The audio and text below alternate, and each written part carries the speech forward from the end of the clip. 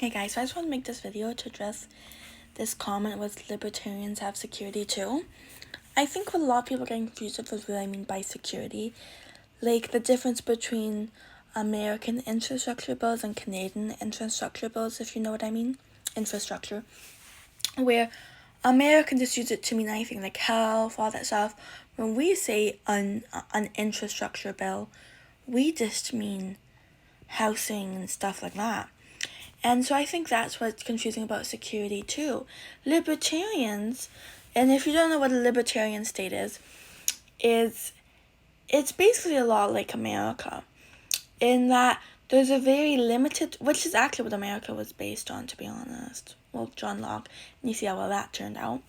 America is limited government, so basically, in an ideal libertarian state, it's mostly just policing, and like that's basically it. Like there's not much else, and everybody else has to deal with it on their own.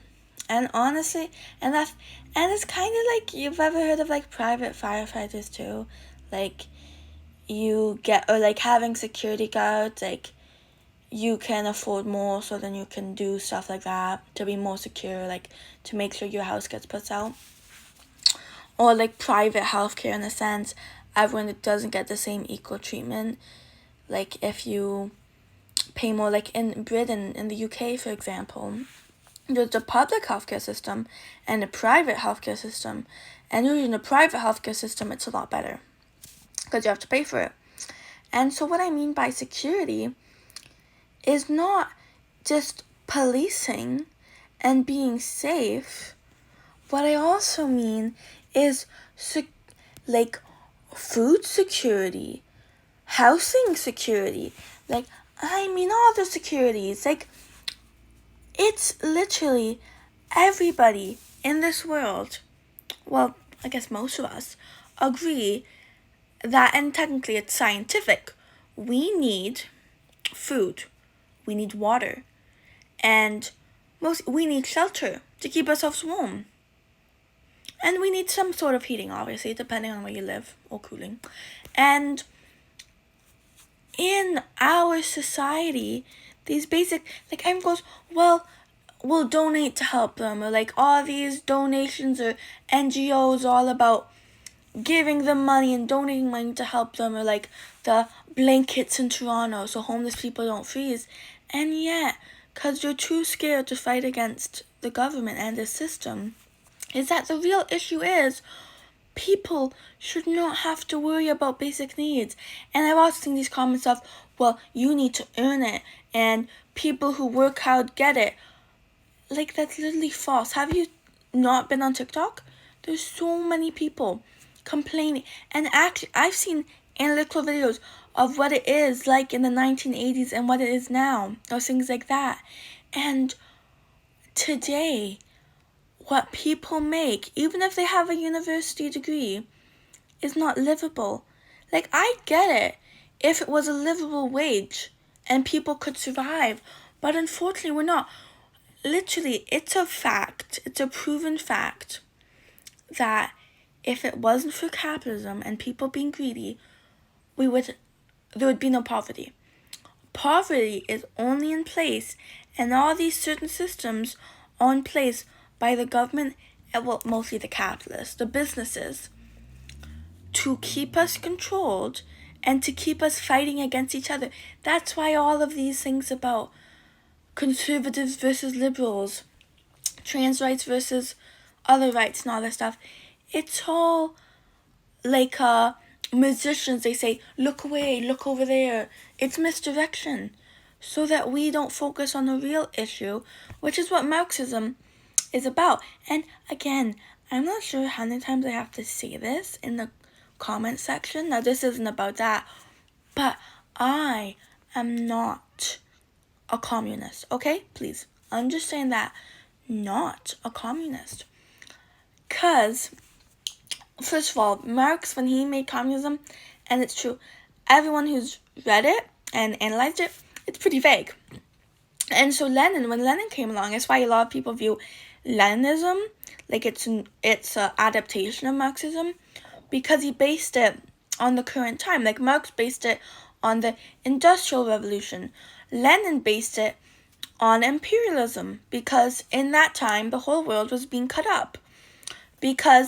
And also a lot of the reasons why Mr. John Locke, he really helped these people out by saying, especially in North America, well, if you're not using the land properly, you can take it. And also with this new idea that, oh, well, they're not like us because they're culturally inferior, so we need to help them. This white savior complex technically wasn't what anything was about. It was all economics. And it's what they call in psychology,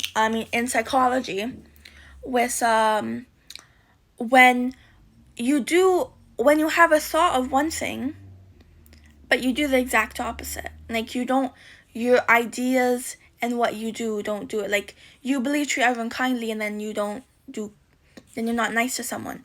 And it's the same thing in this situation, where they just want the money, so they come up with moral reasoning to make themselves feel better and to make other people feel better.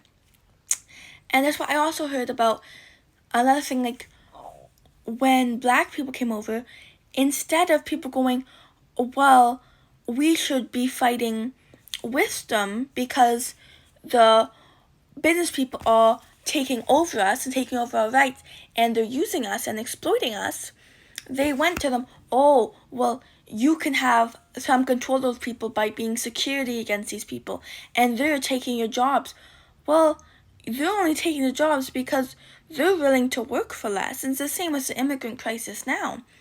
They're working to work for less, which isn't even livable, and yet somehow it's their fault, when it's technically the businesses. And especially when we talk about businesses going overseas, they're only going overseas because they don't have to pay that much.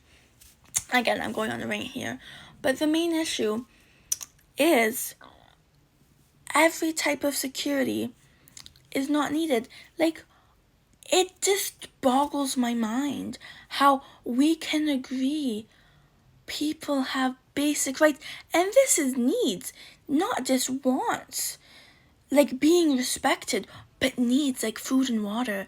And somehow we've decided to capitalize on that and exploit people. Like, it's the same thing with unsafe drinking water. We could easily fix that problem. And we could easily make sure everyone has a right to drink. And we don't do that. Like, do you know how many stories of people, their water got off, so they have to use a hose, they have to go to community spaces? Like, it's ridiculous. So I just want to say, like, it's a whole different theory. And again, not a communist, I'm proposing a whole new theory. And the same why people keep Lenin a different theory than Marx's. It's because I'm adapting to the times. Marx had no idea, and Lenin didn't, on how different society is now, the different problems, and didn't realize how adaptive capitalism is. Like, it's a wonder it lasted this long, but that's because they're very good at keeping us oppressed.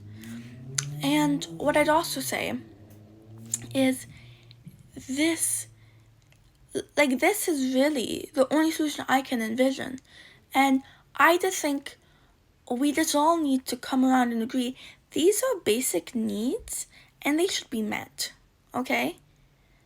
Like, we should be able to meet these basic needs. Like, you don't see animals out in the wild going, well, you can't come in here, you have to pay to come in here.